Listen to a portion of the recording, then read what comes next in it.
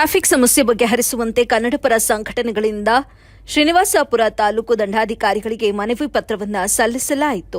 ದೇಶದಲ್ಲಿ ಅತಿ ಹೆಚ್ಚು ಮಾವು ಬೆಳೆಯುವ ಜಿಲ್ಲೆ ಕೋಲಾರ ಜಿಲ್ಲೆ. ಕೋಲಾರ ಜಿಲ್ಲೆಯಲ್ಲಿ ವಿಶೇಷವಾಗಿ ಶ್ರೀನಿವಾಸಪುರ ತಾಲೂಕಿನ ರೈತರು 60%ಕ್ಕೂ ಹೆಚ್ಚು ರೈತರು ಮಾವು ಬೆಳೆಯುತ್ತಿದ್ದು ಅತಿ ದೊಡ್ಡ ಮಾರುಕಟ್ಟೆಯೂ ಸಹ ಹೊಂದಿದೆ.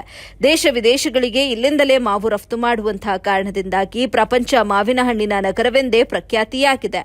ಪ್ರತಿ ವರ್ಷ ಮೇ ತಿಂಗಳಿನಲ್ಲಿ ಮಾವು ಕಟಾವು ಆರಂಭವಾಗುತ್ತೆ. ಮಾವಿನ ಮಂಡಿಗಳು ಸಹ ಆರಂಭವಾಗಿದ್ದು ಮಂಡಿಗಳ ಬಳಿ ಹಾದು ಹೋಗುವ ಚಿಂತಾಮಣಿ ಬೆಂಗಳೂರು ರಸ್ತೆ ಬದಿಯಲ್ಲಿ ವಾಹನಗಳನ್ನು ಚಾಲಕರು ನಿಲ್ಲಿಸಿ ಸಾರ್ವಜನಿಕರಿಗೆ ಬಹಳಷ್ಟು ತೊಂದರೆ ಮಾಡುತ್ತಿದ್ದಾರೆ.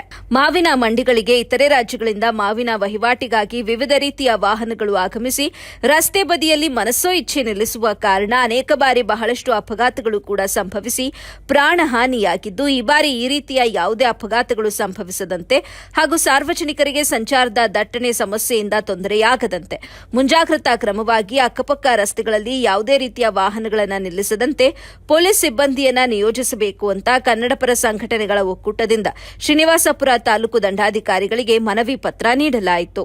ವರದಿ ರಫೀವುಲ್ಲಾ, ಎಬಿ ನ್ಯೂಸ್, ಶ್ರೀನಿವಾಸಪುರ. ಕನ್ನಡಪರ ಹೋರಾಟಕ್ಕೆ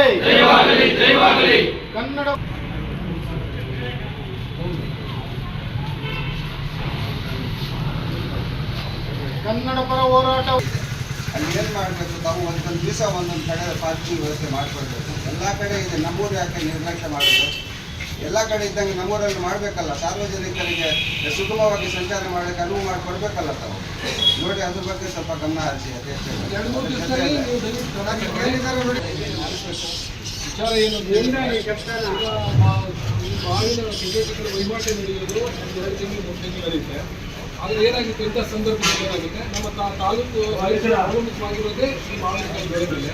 ಹಾಗಾಗಿ ಅವ್ರಿಗೂ ಅಷ್ಟೇ ಸೂಕ್ತವಾದ ಸೌಲಭ್ಯವನ್ನು ಸರಿಯಾಗಿ ವ್ಯವಸ್ಥೆ ಮಾಡಬೇಕು. ಯಾಕಂದರೆ ಅವರು ಫ್ಯಾಕ್ಟ್ರಿಗಳನ್ನು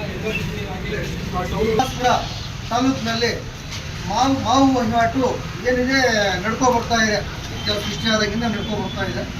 ಆದರೆ ಮಾವು ವಹಿವಾಟು ನಡೆಸೋದಕ್ಕೆ ಏನು ತಾಲೂಕು ಆಡಳಿತ ಮಂಡಳಿ ಇದೆಯೋ ಇದು ಒಂದು ಸಭೆ ನಡೆಸಿ ಎಲ್ಲ ಈ ನಮ್ಮ ಪ್ರಗತಿಪರ ಸಂಘಟನೆಗಳ ಮುಖಂಡರಾಗ್ಬೋದು ಅಥವಾ ರೈತರಾಗ್ಬೋದು, ಮಂಡಿ ಮಾಲೀಕರಾಗ್ಬೋದು, ಇವರೆಲ್ಲ ಕೂಡ ಸಭೆ ಸೇರಿಸಿ ಯಾವ ರೀತಿ ಒಂದು ವ್ಯವಸ್ಥೆ ಮಾಡಬೇಕು ಅನ್ನೋದನ್ನು ನೀವು ಈ ಏನು ಆಡಳಿತ ಮಂಡಳಿ ಇದೆಯೋ ತಾಲೂಕು ತಹಶೀಲ್ದಾರ್ ಆಗ್ಬೋದು ಅಥವಾ ಪೊಲೀಸ್ ಇಲಾಖೆ ಆಗ್ಬೋದು ಅಥವಾ APMC ಅಧಿಕಾರಿಗಳಾಗ್ಬೋದು, ಯಾರೂ ಕೂಡ ಇದರ ಬಗ್ಗೆ ಒಂದು ಸೂಕ್ತವಾದಂಥ ಒಂದು ಮಾಹಿತಿ ಕೂಡ ಕೊಡುವಂಥ ವಿಚಾರನ ನೀವು ಮಾಡ್ತಾ ಇಲ್ಲ.